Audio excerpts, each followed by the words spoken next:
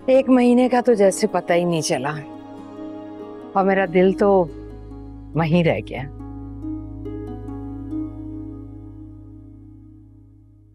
अम्मी जान, हमें इजाजत दीजिए, हम चलते हैं। तुम कहाँ जा रहे हो बेटा? भाभी बेगम, ये लोग अपने अपने घर जा रहे हैं।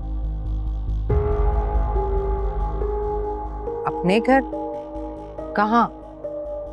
साइमा अपने वालिद के साथ रहती है और आफाक अपनी फैमिली के साथ न्यू टाउन वाले घर में शिफ्ट हो गया है। मगर क्यों?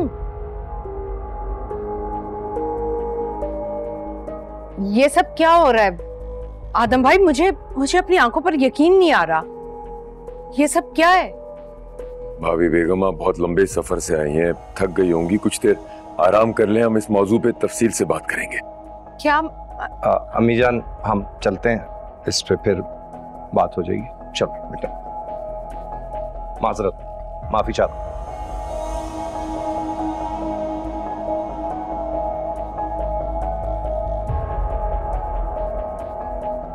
अम्मी जान, आदम चाचा ठीक कह रहे हैं, आप आराम करें, बाद में सब बैठकर बात करते हैं। ये बेचैनी मुझे सुकून कहाँ लेने देगी? सुकून तो मैं बहुत पीछे छोड़ आई। आप परेशान क्यों हो रहे हैं? अब आप आ गई हैं ना, आप सब कुछ ठीक कर देंगी।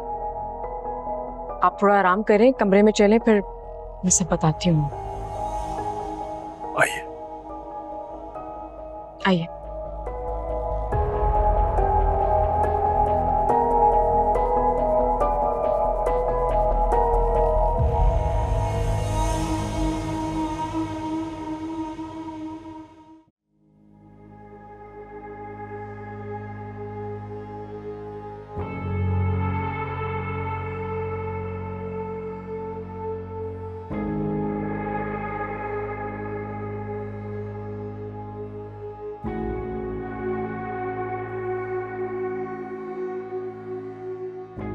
आप ठीक हैं?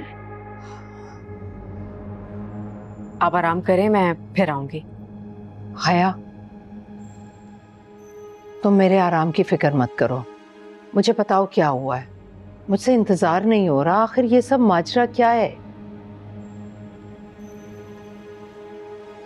अम्मी जान, अगर आप चाहती हैं कि सब कुछ मैं आपको अभी ही बता दूं तो ठीक है, मैं बता देती हूँ। हाँ, बताओ।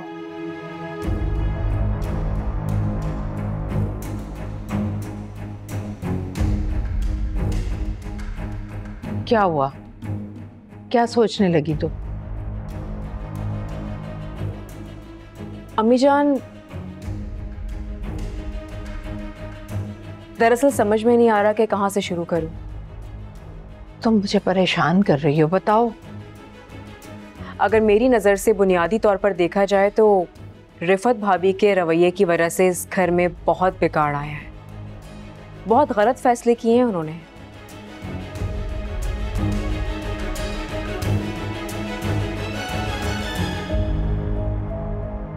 रिफत ने गलत फैसले किए? कौन से फैसले? तुम मुझे खुलकर बताओ।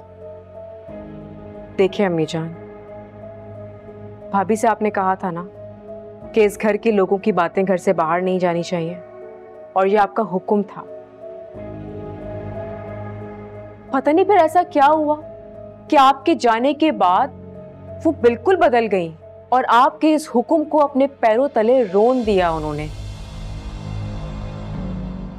गलत फैसले किए, कुछ अच्छा नहीं किया उन्होंने, बल्कि मुझे तो ऐसा लग रहा था जैसे कि वो आपके जाने का वेट ही कर रही थी कि आप कब जाएंगी और कब वो अपनी अम्मी को इस घर में बुला लेंगी।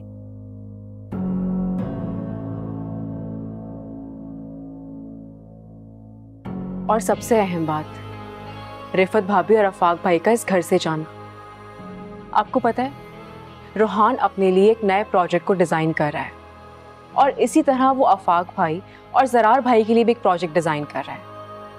और जैसे ये बात रिफत भाभी को पता चली तो उन्होंने रोहान के सामने आफाक भाई को लाकर खड़ा कर दिया और फिर वही हुआ जो होना था। दोनों ने मिलकर रोहान के प्रोजेक्ट को बिल्कुल अच्छा नहीं कहा, बहुत बुराइयां की और बस इसी बात पर उनकी फैमिली घर छोड़कर जाने को तैयार हो गई। हालांकि मैंने बहुत समझाया अम्मी जान, मैंने कहा भाभी से कि आप प्लीज अभी मत जाएं, अम्मी जान को आने दें, इंतजार कर लें, उसके बाद जो फैसला करना हो कर लीजिएगा। मगर अफसोस उन्होंने मेरी कोई बात नहीं मानी।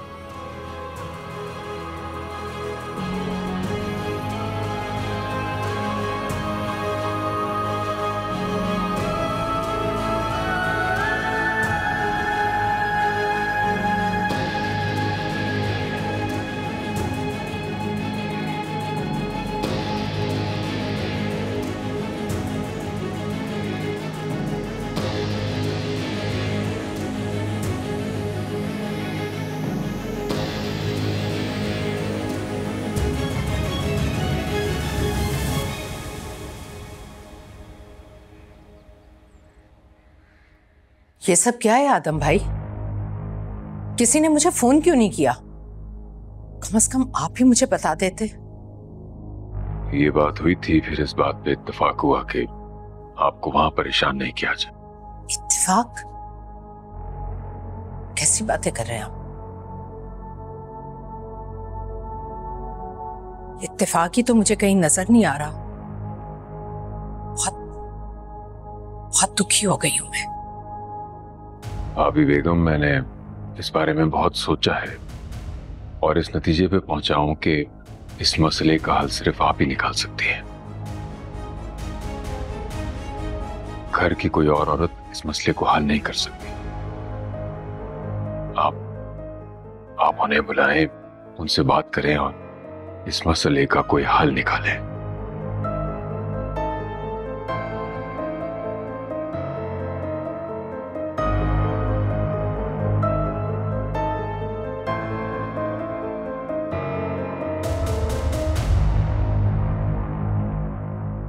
देखो, मैंने तुमसे पहले भी बात की थी कि घर से जाना मुनासिब फैसला नहीं होगा और मुबारक मस्तूर का इस पर रिएक्शन बिल्कुल जायज है।